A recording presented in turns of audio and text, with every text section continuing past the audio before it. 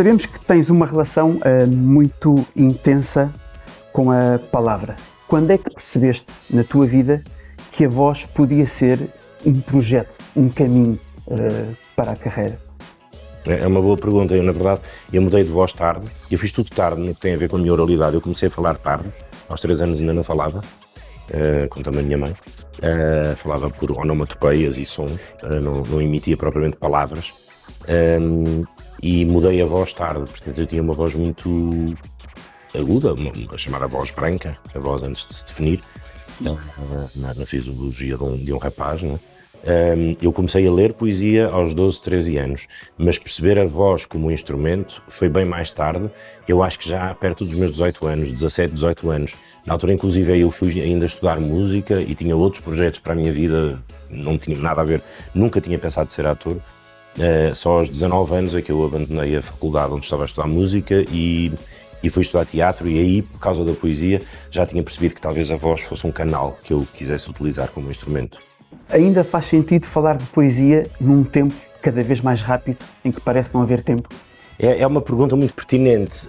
Eu acho que talvez por isso faz muito sentido falar de poesia e ler poesia e darmos esse tempo a alguma coisa na época do scroll passivo e do consumo muito rápido de tudo, de toda a informação, da sensação, da emoção, em que parece que a velocidade atropela tudo. Acho que o tempo da poesia é de facto um tempo muito próprio e muito especial.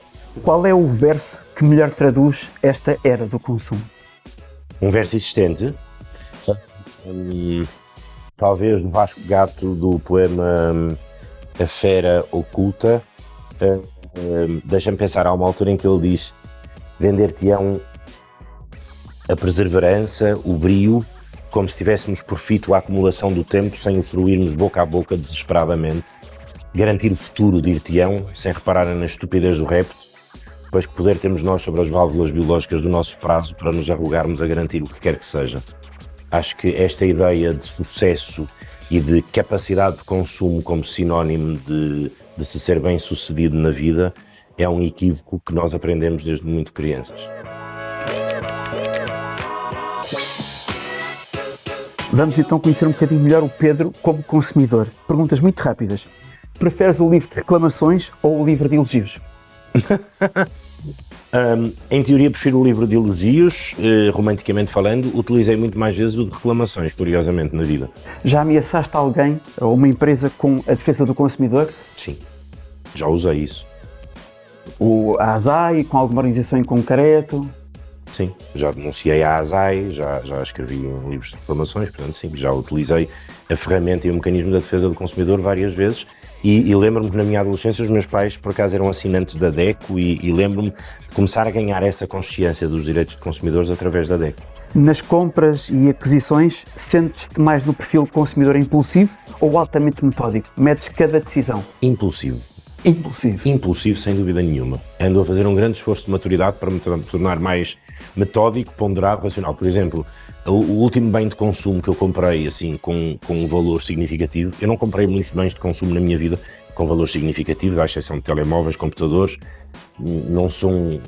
Nunca comprei uma casa, tirei a carta de condução aos 43 anos, portanto até uma idade muito avançada eu nunca tinha comprado um carro, um veículo, mas agora recentemente comprei um carro usado, vendi o carro que tinha e comprei um carro usado, e essa foi talvez a compra mais ponderada que eu fiz na vida.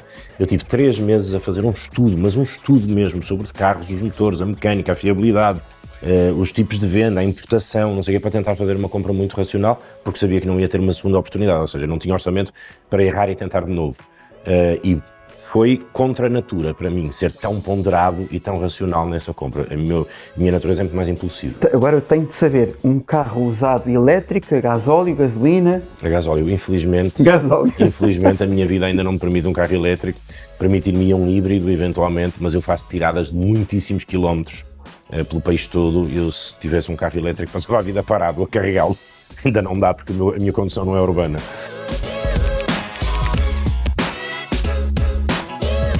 Preferes comprar em lojas físicas ou online? Sem dúvida em lojas físicas. Físicas.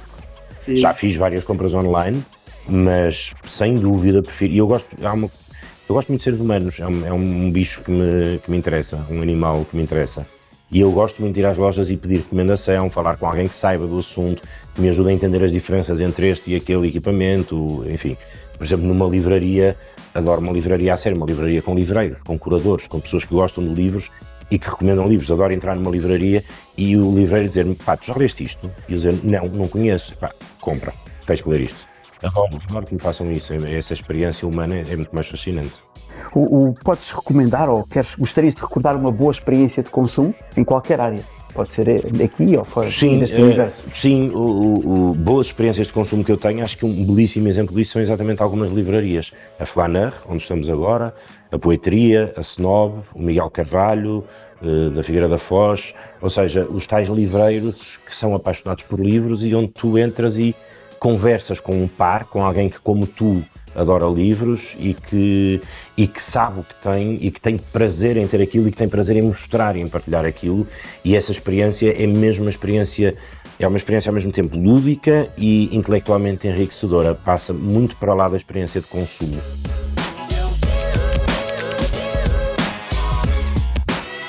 Se mandasses ao nível político, o que é que nós nunca mais poderíamos ver à venda ou por aí? Dava os segundos, que eu gostava de tentar responder a isso. O que é que nunca mais poderíamos comprar? Isto é para acabar já hoje. Armas. E se pudesses criar um serviço ou uma coisa que não existe, o que é que seria? Ou que achas que faz falta? Estar mais disponível, mais perto ao alcance das pessoas? Isto vai parecer uma resposta estranha e talvez não seja bem uma resposta à tua pergunta, mas há uma coisa que eu acho que devia estar muito mais à disposição das pessoas todas no geral, acho até inclusive que devia ser um serviço prestado na educação obrigatória, que era socorrismo. Aprender os conceitos básicos de socorrismo. Difícil, mas tem de ser. A palavra mais bonita da nossa língua. A palavra mais bonita da nossa língua. Eu tenho um grande fascínio pelo 25 de Abril, portanto eu acho que eu vou dizer Abril. E uma palavra maltratada ou muito pisada por aí? Democracia. Que estudo, que investigação é que gostarias que a DEC Proteste fizesse? O que é preciso investigar aí no terreno, no mercado? Há uma coisa que eu acho que poderia ser bastante pertinente, porque é uma indústria muito poderosa e que tem uma grande habilidade e, lá está, poder para manipular em termos de marketing, de opinião pública, é uma coisa demasiado séria, que é a indústria farmacêutica. Então acho que uma coisa muito importante era fazer um estudo muito sério sobre farmacêuticas, medicamentos e inclusive tentar perceber em que é que o Estado poderia responsabilizar-se, por exemplo, em colocar no mercado medicamentos que não estão no mercado porque não existe interesse das farmacêuticas por uma questão meramente económica que tem zero a ver com a saúde.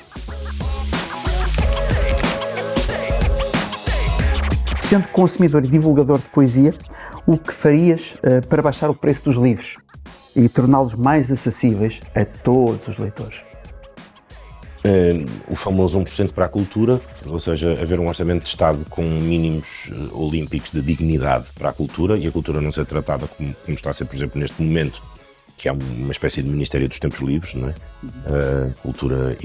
Cultura, Juventude e Desporto, é assim, uma abrangência de coisas que parece um Ministério dos Tempos Livres, mas gostaria muito de voltar a ter um Ministério da Cultura e de um Estado que olhasse para a cultura e um governo que olhasse para a cultura com verdadeira dignidade, conferindo-lhe a importância real que ela tem na construção cívica e social da nossa identidade, da nossa identidade como país, como cultura, embora isto seja repetitivo, e aí poderia haver uma participação nos livros para que eles pudessem ter preços um pouco mais acessíveis, embora eu acho que os livros, há livros bastante caros, e muitas vezes isso é realmente impeditivo para muita gente, e é triste que assim seja, mas nós temos uma rede de bibliotecas públicas extraordinária, e eu questiono-me quantos de nós usufruímos de empréstimos de livros em bibliotecas públicas. Se te pedisse para escolher um poema para deixares para o futuro, qual seria? Um poema para o futuro diria A Forma Justa, da Sofia de Melbrenner, que ela começa dizendo: sei que seria possível construir um mundo justo. As cidades poderiam ser claras e lavadas como o canto dos espaços e das fontes. E termina a dizer: eu sei que seria possível construir a forma justa de uma cidade humana que fosse fiel à perfeição do universo.